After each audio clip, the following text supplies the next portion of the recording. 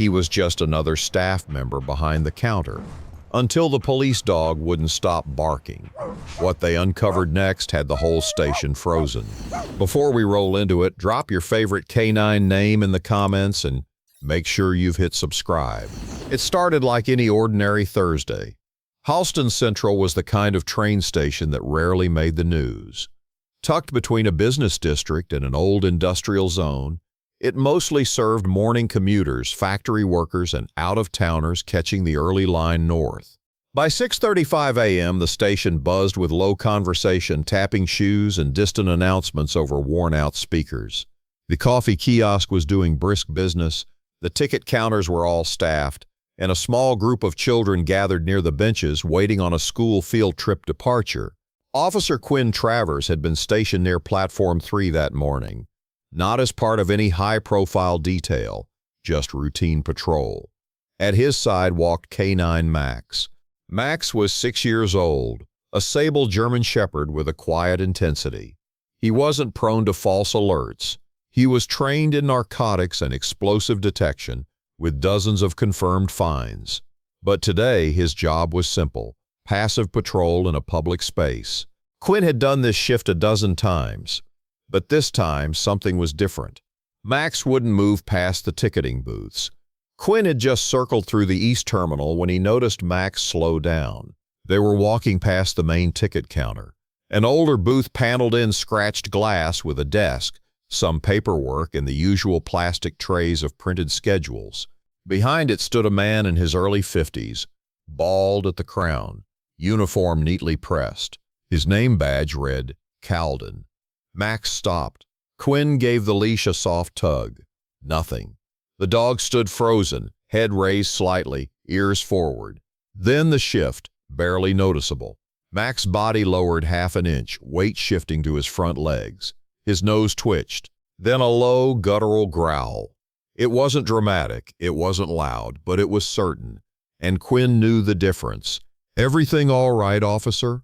Calden's voice cut through the tension. He stood calmly behind the glass, hands visible, his eyes narrowed but not alarmed. "Just routine," Quinn replied. "Max's behavior says otherwise." "Your dog barking at my desk?" Calden chuckled, but his voice felt forced. "Maybe someone spilled something interesting." Max didn't move. If anything, he leaned closer, his nose now almost pressed to the small opening at the base of the glass partition. Quinn keyed his radio.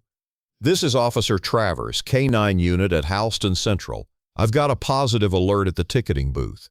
Can I get secondary eyes down here?" "Copy that," came the dispatcher. "ETA 2 minutes, stand by." Max barked, once, sharp, focused. It echoed across the hall. The crowd paused, a few heads turned. Calden stepped back slightly, one hand grazing the edge of the desk. And that's when Max surged forward, only stopped by the leash. He was locked on. 2 officers arrived seconds later, one from internal rail security, another from the district precinct. Quinn explained what he had seen. No search warrant yet, no cause for arrest, but a K9 alert at a transportation hub, especially during peak hours, was taken seriously. Calden kept insisting it was nothing. "I've worked this desk 12 years, he said. "You think I'd risk it now?" But Max's body language wasn't budging, and neither was Quinn's. That's when the rail supervisor, a soft-spoken woman named Denise Barrow, stepped forward. She had the authority to authorize a voluntary search of any workspace within the public-facing side of the station. "Check it," she said. "Better safe than sorry." Calden didn't resist. But he did something subtle. When he stepped out from behind the booth, his hand flicked a switch under the desk, barely noticeable. Quinn caught it. The search began at 6:51 a.m. Max was released into the booth. Within seconds, his snout went directly to the left side of the desk, near a panel of locked drawers. He pawed once, then again forceful. Quinn opened the top drawer. Empty. Second drawer, not empty. A folder labeled discards, inside a set of used one-way tickets. Nothing out of place at first glance. But deeper in the stack was something that made Quinn pause. Several of the stubs were for destinations no longer served, discontinued months ago. Stamped and validated, official looking, but fake. Ticket forgeries. Do you print these here? Quinn asked. Calden raised his eyebrows. They come in from head office. Those are duds, misprints. They're supposed to be shredded, but they weren't. Guess they got missed. It was thin, too thin. Forensics was called to scan the drawer. They found residue from heat transfer ink, typically used in handheld thermal printers, the kind used for mobile ticketing. Only this booth wasn't equipped for those. A handheld printer was discovered stashed behind a panel beneath the footwell. Inside the cartridge, matched ink. So where were the rest of the forged tickets going? By 8 a.m., Quinn had reviewed CCTV from the past 10 days, and that's when the bigger picture began to form. Almost every morning, the same thing happened. A man would arrive at 6:40 a.m., walk up to Calden's booth, flash a gesture, not a payment, and walk away with a slip. Then, minutes later, he'd board the 652 to Hilford. No scans, no questions. The man never returned through the gate, but the slip, he used it as a badge to walk into off-limits sections of the outbound station in Hilford, a restricted hub, under construction. At 9:20 a.m., Max hit again, this time not the drawer, but a thin panel under the wall ledge of the booth, just beneath the schedule board. With permission, the officers pried it loose. Taped behind the hollow, a plastic envelope containing 12 one-way passes, a USB stick, a small pouch of powder, lab-tested later as uncut stimulant compound, and a slip of paper with 3 train numbers circled in red ink. Each one matched a scheduled departure in the coming 3 days, all terminating in different cities, all passing through Hilford Hub. Calden stopped answering questions. He asked for a lawyer. He was removed from the station in quiet custody, avoiding public attention. No arrests yet, only internal questioning. But something about the silence disturbed Quinn more than shouting ever could. This man wasn't panicked. He wasn't surprised. He had expected it, as if something had gone off schedule, not failed. Max remained alert the entire time, and as the officers packed the evidence, one of the forensics team pulled Quinn aside. There's something strange on the USB, he said. Encrypted directory. But the file? He showed it to Quinn on a tablet. Gate opens only when closed. By noon, Halston Central resumed normal operations. But Quinn couldn't stop thinking about the red-circled train routes. What was at Hilford? Why were the forged tickets traced to one man, yet printed in multiples? Why hide them in plain sight? And why was Max so specific, so locked in on this single booth? Unless this wasn't about ticket fraud. It was about access, about someone who had found a way to move quietly through security checkpoints without a trace. And it had almost worked. If not for a K-9 who refused to walk past the counter, by Friday morning the USB recovered from Calden's hidden panel was under forensic review. The files were deeply encrypted, but one thing had become immediately clear from the unprotected metadata. The device had been plugged into terminals at multiple stations, Halston, Hilford, and a remote service station outside Glenmar. And the train numbers circled in red on the paper? They weren't random.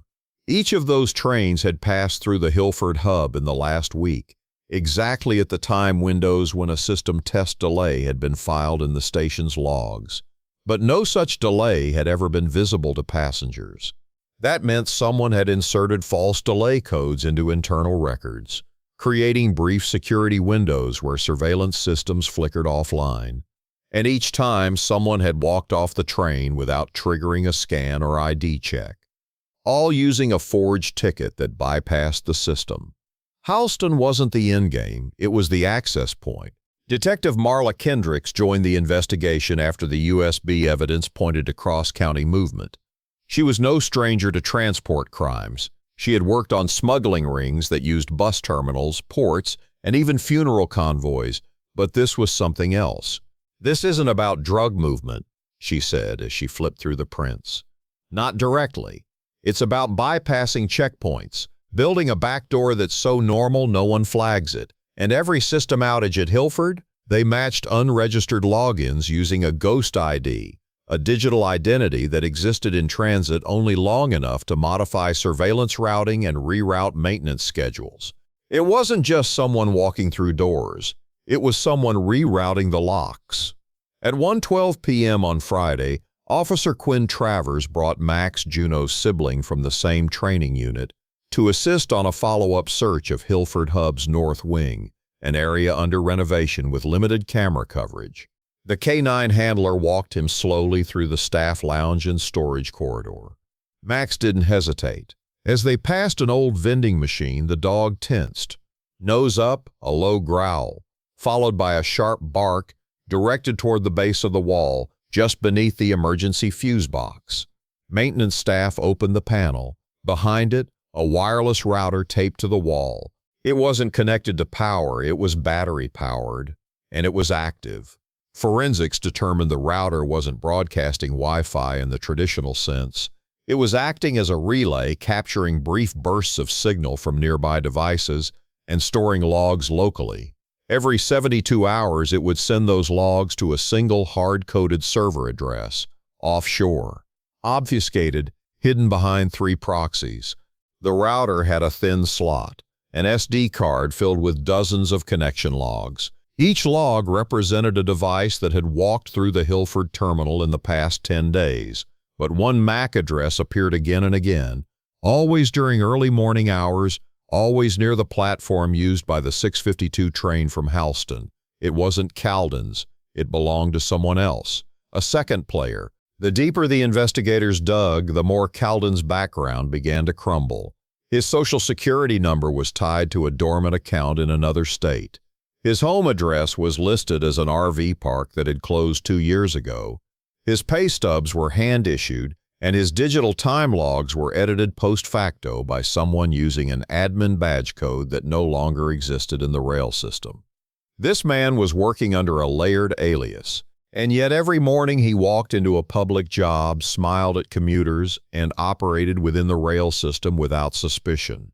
Until Max barked. At 4:42 p.m., Detective Kendricks reviewed the external traffic cameras outside Halston Station, mounted on a neighboring bakery's rooftop. They weren't tied to rail security, and no one had bothered pulling them during the initial search. But the footage showed something curious. At 5:59 a.m., nearly an hour before the first commuter train, Calden had been seen exiting a white utility van. Not alone, another man emerged from the driver's side, taller, athletic, face obscured. He handed Calden a small pouch, then walked away down an alley beside the station. That man never entered the train station. But 3 hours later, a station officer at Hilford logged into a control panel using a ghost ID. The one later linked to Calden's USB.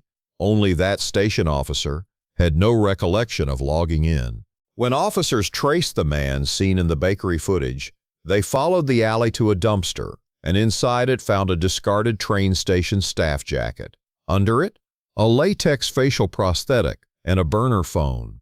The call log showed only one contact, saved as Gate. The burner pinged one nearby tower, then went cold. The connection was severed, but Max had followed the scent, and once again a detail hidden in routine had been dragged into light. Back at Halston, a janitor mentioned something unusual. Every day around noon, the same man, Calden, had visited Locker 72 in the South Wing. It wasn't assigned to him. In fact, that locker had been reported broken for 6 months. But the internal bolt had been re-welded and refitted with a magnetic seal. Inside the locker, another folder of forged tickets, a compact thermal printer, a roll of conductor badges, laminated, blank, ready to imprint, and an old train route map, highlighted with secondary exits, emergency stairwells, and dead zones in camera coverage. The operation wasn't just passive, it was planned down to the corridor. Inside the locker's folder was another slip of paper, different handwriting this time, blocky letters. Just 4 words: dog ruin timing, reset. The surveillance disruption, the access points, the forged credentials, they were timed, planned, precision built, and Max had broken the timing chain just by barking. Detective Kendricks cross-referenced known smuggling and forgery groups. One name surfaced, a crew called the Still Line. They operated in silence, no violence, no noise, just access, identity, and slow insertion, a form of infiltration designed not to rob but to replace. Insert people in positions that didn't exist, move equipment without invoices, duplicate paper trails. They were ghost staff, phantom janitors, substitute drivers, evening security guards that no one remembered hiring. And their entry point was always infrastructure, transport, hospitals, utilities, anywhere the system expected routine and rarely verified it. Until one K9 made it stop. The train schedules for the next 2 days showed a red flag pattern. 2 of the same trains circled on the earlier paper were set to return, both terminating at Midridge Terminal, a hub known for reduced security staffing on weekends, and a third train, new on the list, showed a detour scheduled due to track maintenance. Only no one had filed for maintenance. The question wasn't what the plan was. It was. Had it already started again? Was another cauldron already in place? Was another booth being used? And what was hidden next? Because Halston was just the beginning, and the trains, they were still moving. It was 4:52 a.m. Saturday when Officer Hale pulled into Midridge Terminal. The sun hadn't risen, but a slow trickle of workers were already stepping into the platform gates, ID badges clipped, coffee cups in hand. But Hale wasn't looking at the crowd. He was watching the digital board. One train, 914 westbound, had been quietly moved to a different track. The excuse? Unexpected platform maintenance. No one had seen any crew, no cones, no rail notice, just a silent digital adjustment. Exactly the kind of move Caldon's USB had been built to initiate. Juno sat beside him in the patrol car, eyes tracking every movement through the windshield. The silence wasn't comforting, it was charged. She was waiting. At 5:16 a.m., a cleaning crew member entered through the north gate. Uniform standard, card in place. Badge scan passed. But as he crossed the checkpoint, Juno's ears twitched. She leaned forward, fixated. The man didn't go toward the janitor's hallway. He took a sharp left toward Admin Corridor 2B, a restricted hall only for transit supervisors. Hale radioed in the deviation. "Copy," came the response. "No supervisor scheduled on duty till 6. And the man? He had just used a master key card, one that wasn't issued."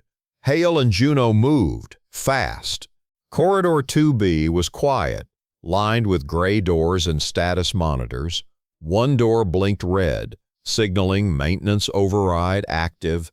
Juno stopped 3 feet short, sniffed, growled, then barked once, loud, sharp, controlled.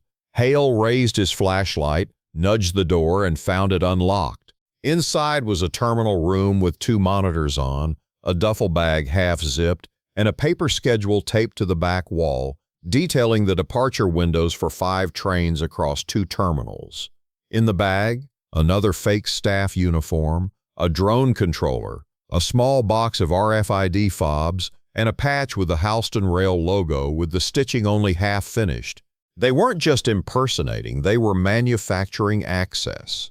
Just as Hale bagged the items, a ping hit dispatch. Train 914, last-minute transfer notice sent to 4 VIP passengers. Staff override code used. Only one problem. The code belonged to an employee who had retired last year. Seconds later, a man in a suit was spotted near Track 3 boarding the train early with a clearance badge that wasn't in the system. He wasn't carrying a bag, just a phone. But Juno had already bolted, straight toward Platform 3. The man tried to enter the train car just as officers arrived at the bottom of the platform steps. He paused mid-motion, clearly caught off guard. Juno barked so sharply it echoed across the terminal. The man turned and ran. He dashed along the platform edge, cutting across empty carts and backup service equipment until a second officer tackled him into a pile of folded signage. The phone was wiped. But the casing was hollow, and inside it was a paper list with 6 initials and 6 numbers. Each one matched a rider who had passed through Halston and disappeared without record in the last 10 days. He wasn't just inserting people, he was retrieving them. Quietly. Under interrogation, the man stayed silent, but his coat tag had a code stitched into the inside. Forensics traced it to one locker at the Midridge gym facility, publicly accessible from the underground concourse, Locker 2, Fort 1. When opened, it revealed 3 burner devices, another thumb drive, a sealed envelope marked only with a symbol, and a photograph. It was a still from the bakery camera outside Halston, but not of Calden. It was of a different man, same height, same build, same uniform, but not the same person. And scrawled underneath the photo, "When this one's burned, swap the schedule." They were interchangeable, designed to be seen but never recognized twice. Digital forensic teams finally broke the second USB. Inside, an access diagram labeled Phase 2 Midridge Node. It wasn't just train manipulation. It was systemic infiltration of movement logs, facial scan archives, ticket audits, everything that documented people passing through terminals. If these devices reached critical systems, entire identity records could be altered in transit. People could disappear from the grid, be rerouted, replaced, and no system would register it, only the dogs would. Back at Halston, a final sweep of Calden's kiosks revealed something odd, a tiny compartment behind a false panel in the baseboard. Inside it, nothing digital, just a small worn photo of a dog, Belgian Malinois. On the back, handwritten, "She always knew before they did." It wasn't signed, but Hale kept it, because sometimes no amount of tech beats instinct, and Juno had proven it again. By Monday, Midridge and Halston had replaced their internal verification systems. Anonymous kiosks were removed. K9 units were scheduled to rotate through high-traffic areas. But most importantly, teams started reviewing what the tech missed. The moments when a routine felt off, a uniform didn't quite match, or a bark broke the silence. Juno was quietly awarded a commendation, not for attack, not for defense, but for intuition. Because no matter how quiet the infiltrators moved, no matter how normal they dressed, no matter how perfect their timing, she still barked. Not because she was trained to, because something didn't smell right. And that one bark stopped an entire rewrite of movement beneath the city. A bark that wasn't part of the plan, but became the only thing that unraveled it. If that twist got you thinking, wait till you hear what we've lined up next. This isn't the last time a dog outsmarts the system, so hit that like button and make sure you're subscribed, because the next one, you'll want to be the first to see it.